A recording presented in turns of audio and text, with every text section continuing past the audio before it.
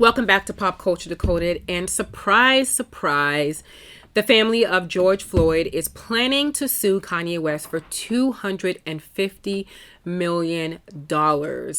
Now, it has been announced that the mother of George Floyd's daughter is planning to file a lawsuit against Kanye over his recent remarks about George Floyd's death. Kanye went on Drink Champs recently and falsely claimed that George died of a fentanyl overdose. Well, the family is hitting back, and family's attorney released a statement saying Kanye's comments are a repugnant attempt to discount George Floyd's life and to profit from his inhumane death, adding that the goal with the lawsuit is to hold Mr. West accountable for his flagrant remarks. Now, guys, remember, I don't know if you guys remember when George Floyd was first murdered, when this first happened, Kanye was one of the very first people to walk with the family, hold hands with the family, and he donated $2 million. This is very hurtful for the family, for him to go back on his word and say that, essentially accusing George Floyd of dying of a fentanyl overdose and not of an actual murder. Kanye's remarks were a direct reflection of whatever he saw on Candace Owens' new documentary. So I'm wondering if her name will be part of this lawsuit. Will they include the documentary? Will they include what was in documentary? It does say that his associates and business partners are part of this lawsuit. So time will tell who the business associates and business partners are. You have a freedom of speech. You have a freedom to spread false information. You have a freedom to say whatever you want in America, right? This is the country we live in. We're not in China. We're not in North Korea. You have a freedom to say whatever you want. What you do not have is freedom of consequences, okay? There is a cost to whatever you say, whether it's a lawsuit, whether it's losing your family, whether it's losing your friends and business associates, whether it's being canceled. We have this huge cancel culture in America, whether it's being dropped by labels, by business partners, by whomever. Whether it's being left in the dark, whether it's being killed, there are consequences to what you say. And as much as Kanye is very passionate about what he's saying, he is going to face a lot of consequences for what he's saying out there and how he's blatantly lying about George Floyd's death. I know a lot of people were upset about Nori for taking down the Drink Champs video, but Nori knew what was up. He knew the moment people were whispering the word lawsuit that he needed to take that video down.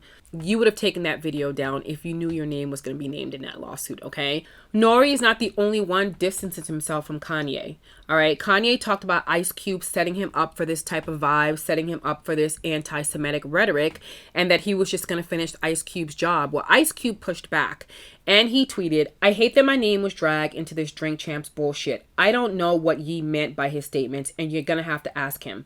I didn't put the batteries in his back. Please leave my name out of all this anti-Semitic talk. I am not anti-Semitic, and I've never been." So basically, he's not writing for Kanye, okay? No one is writing for Kanye. Nori's not writing for Kanye. Puff Daddy's not writing for Kanye. The Kardashians not writing for Kanye. No one is writing for Kanye because they don't want to be part of this lawsuit. No one wants to be part of this lawsuit, if there is going to be a lawsuit, because like I said, it has not been filed yet.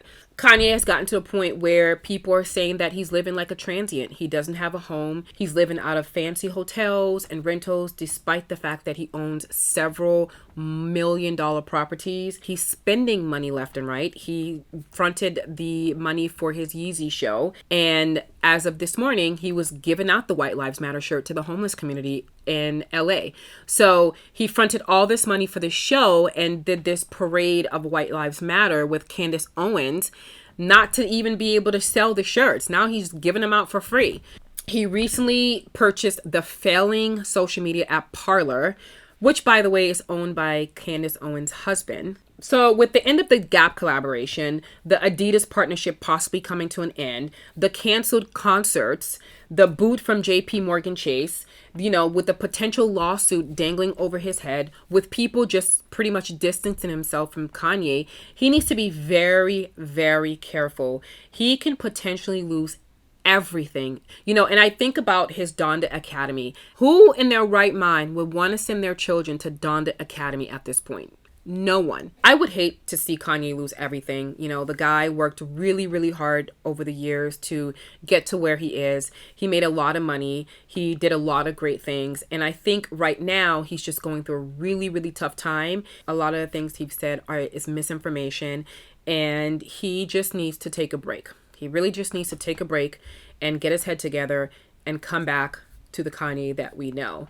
So we're going to keep you posted. It's Kanye's been in the news for the last year, it seems like, but there's a lot going on with him, and I'm sure he's going to pop up somewhere with another interview, with another claim, with another anti-Semitic comment, and, we'll be covering it. Thanks for watching, guys. Don't forget to hit that like button, subscribe to my channel, and hit that notification bell so you don't miss out on any pop culture news.